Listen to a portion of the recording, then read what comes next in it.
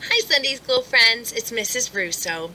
We are now into Lent, which means that we're starting to really talk about how we can bring ourselves closer to God.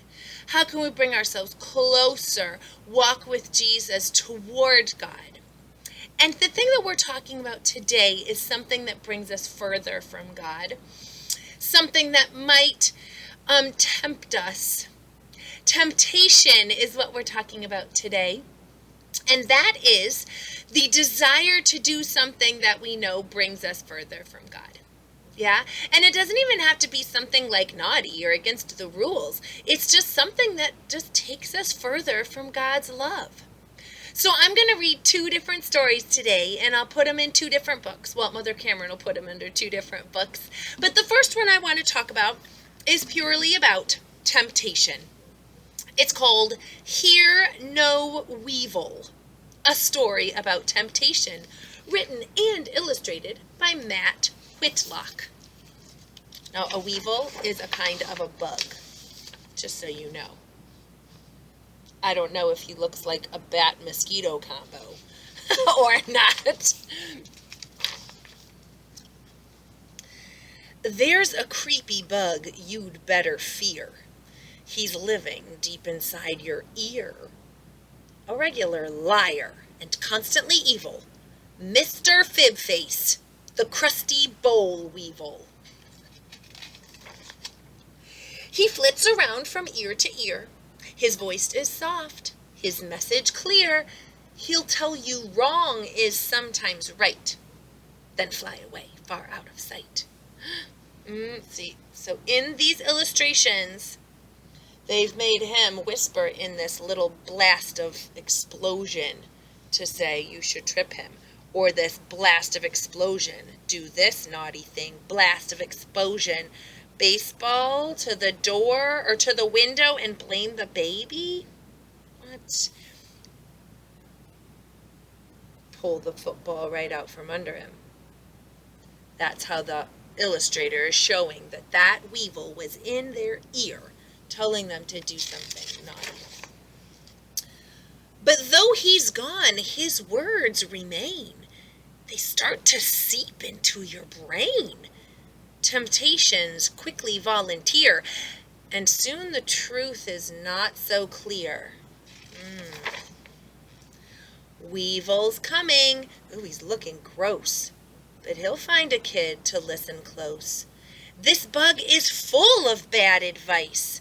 Being mean is more fun than nice. That is bad advice. He loves the school, so in he zooms. Hey, listen, Mike, this joint's a tomb, but you could make the whole class laugh. Just say that Jill's a big giraffe. That is not nice. Weevil jets to the local store and points out something on the floor. Hey, Patty, look, $1. Wow, the lady dropped it. Grab it now. But that's not hers. Jenny is the sweetest thing. She'd love to have that plastic ring. A buggy voice makes her eardrum tickle. Take it, Jen, it's just a nickel.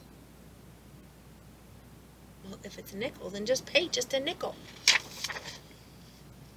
But Jenny's not a silly fool. She's learned some things in Sunday school. She knows her thoughts aren't always pure and prays whenever she's unsure. Think about that.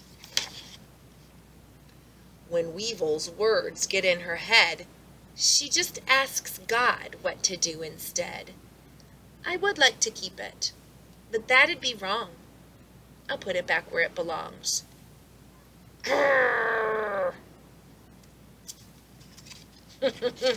Gotcha, Weevil. Weevil's got that evil grin. He loves to make the children sin. If Tim and Sue and Chelsea fall, ooh, Weevil thinks that's the best of all. Oh no, what is Weevil gonna do? He gears up for a swift attack, but something stops him in his tracks. Perhaps these kids have gotten wise and haven't listened to his lies. Sorry about your luck, Weevil. Jenny's gathered all her friends. She's got advice to recommend. You know that bug just can't be trusted. Sorry, Weevil, you've been busted. Ha! I'm only joking, Weevil pleads. Well, I'd never do those evil deeds. But Jenny, Chelsea, Tim, and Sue send that bug to Timbuktu. So if there's twitching in your ear, watch out for Weevil buzzing near. Pray that you'll lose that nasty bug, 'cause praying makes for good earplugs.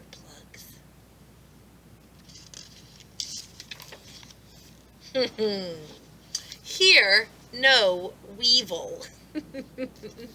You may have seen sometime in your life on pictures or little figures, little monkeys that have their faces covered, mouths, eyes, and ears. And that is, hear no evil, see no evil, say no evil. And that is where Matt Whitlock got the title of the book. Hear no Weevil. No evil. Yeah? Don't listen to that piece of temptation. And if you hear it, pray about it. Ask God about it. What do you think about this? It's kind of making me feel a little uncomfortable. Now, I call that the Holy Spirit's voice. She's always working to whisper in my other ear, saying, if you're feeling uncomfortable about it, it's probably you're listening to the wrong ear. And you got to listen to the Holy Spirit. But ask God about it. Just ask. Yeah? And wait and be patient for the answer. I'll see you on the next book.